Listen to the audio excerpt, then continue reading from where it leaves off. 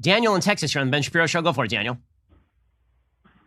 Yeah, thanks, Ben. I have a question, but it takes a little explanation. This weekend, there was a event that solidified with me that I need to have a carry license and be carrying. We were driving down the road, and a guy took a random shot at our vehicle with my kids in it. I was just wondering what would happen if I'd been carrying and I had returned fire and hit him. Well, if you're under deadly threat and you act in self-defense to prevent a threat to yourself or your child, then you'd be okay. If you hit somebody else in the process, then you'd be in trouble, presumably. But again, self-defense is still the law across the United States. It really doesn't matter the location. If you're walking down the street and someone takes a shot at you and you defend yourself, then you'd basically be all right. But, obviously, I don't know where you were or what event this was, but it sounds pretty dangerous. Daniel, I appreciate the call. Stay safe out there. Ariel in Dublin, California, you're on the Ben Shapiro Show. Ariel, rather. Welcome to the Ben Shapiro Show. Go for it, Ariel. Hi, Dan. Go for it. Hi, Dan. I'm a big fan. Now, I don't want to assume your gender, but I don't think you were a preteen girl in the late 80s like I was. I was not. And the Babysitter's Club was the Babysitter's Club was one of the biggest book series at that time, and it was one of my favorites. And when I heard Netflix was making a new TV series, I was really looking forward to watching it with my girls. And then I found out they made the whole series woke, including an entire episode on transgenderism.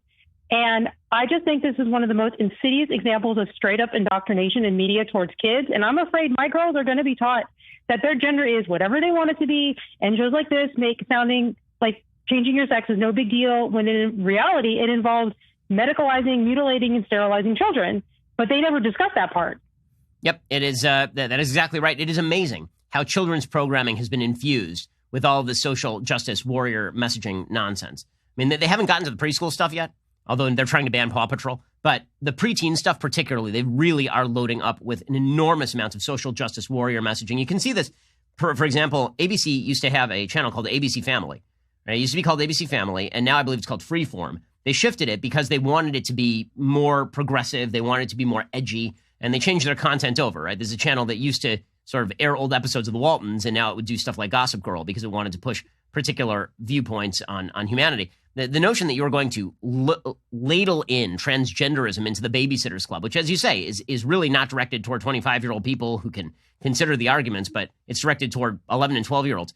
It's fully insane, and it is propaganda. There's no question. I mean, I seriously doubt that any of this TV show was about the costs of gender transformation or the regret or the fact that you actually can't change your gender or about any of the myriad deleterious effects. One of the big problems with transgenderism has been well documented by my friend Abigail Schreier. She has a book out right now that's worthy of the read. Is something called rapid onset gender dysphoria, which is a situation in which particularly preteen girls are being convinced that they may in fact be transgender when in fact they are just depressed or unhappy or have another mental condition. And what you can see is that one girl in a group of girls who are simultaneously experiencing some sort of issue, but not transgenderism, not gender dysphoria, if one of them declares they're gender dysphoric, then suddenly a lot of them declare they are gender dysphoric. And this is why you've seen a radical shift, statistically speaking, from gender dysphoria being diagnosed in men, biological men and biological boys, to gender dysphoria overwhelmingly now in places like Britain being diagnosed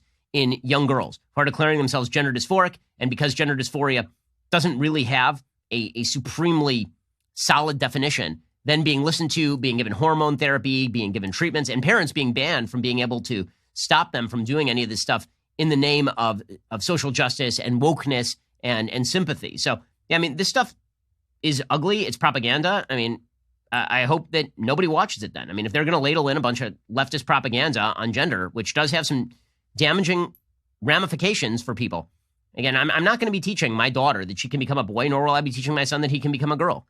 That is a value judgment that is anti-science.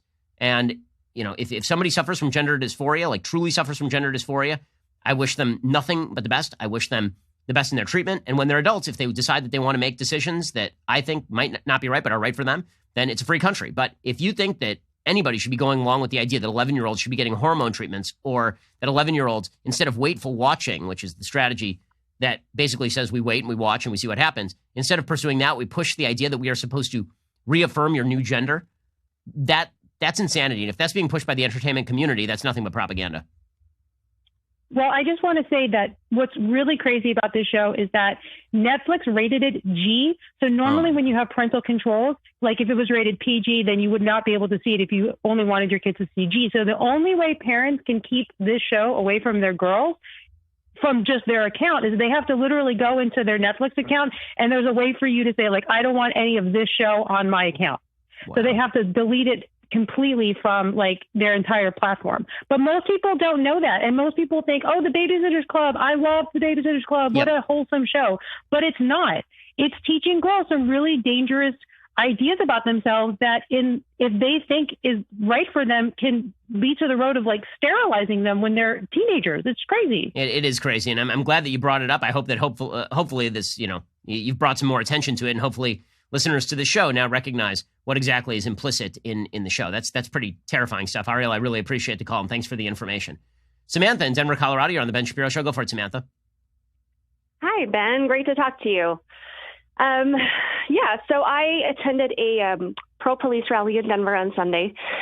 We were met with a Black Lives Matter / Antifa activist protest, and several of our rally goers were beaten and attacked. I myself had, a big guy get in my face and repeatedly threatened to slit my throat. So it was insane. So it was mostly peaceful. What you're telling me, Samantha, is it was mostly peaceful, according to the media, right? Right. And wondering why we were attacking these peaceful protesters. It's crazy, but I think a lot of people, especially on kind of the right side of the aisle, are wondering, should we continue to have these events? Should we continue to even try to stand up for our patriotism and support our officers, and try to stand up for American values if there's a threat of a protest? Because a lot of people don't want to be faced with this, but, I don't want to invite people into a dangerous situation, but at the same time, should we still be standing up for America, for our country? I mean, I think what you're doing is deeply important. I can never, tell people that they should risk life and limb by going to a rally in the United States. But, what you're doing is really important. The fact, again, the media are lying about so much of this stuff. The media trying to suggest that if you crack down on rioting and looting, you're actually cracking down on protesting. If you crack down on violence, you're actually cracking down on mostly peaceful protesters. The media have just been derelict in their coverage of this sort of stuff. And it really is maddening and insane. As far as, personal decisions to either back off or show your support, listen, I think that more of us standing up and showing support for the police is absolutely necessary at this time, or you're going to watch your community go down the drain. I mean, we're seeing this already in Los Angeles, where the murder rate is up. We're seeing it in New York and Chicago.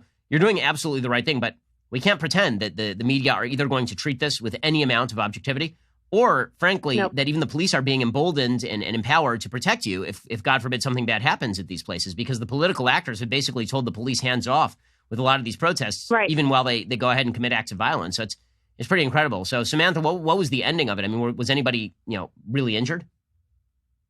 There was one of our main organizers of the event. He was hit in the head. I think it was with a longboard, and he ended up with, a big gash across his forehead. Some of our others, the protesters had collapsible batons that they were walking around with. There were a couple other people that were shoved downstairs and ended up with bumps and bruises.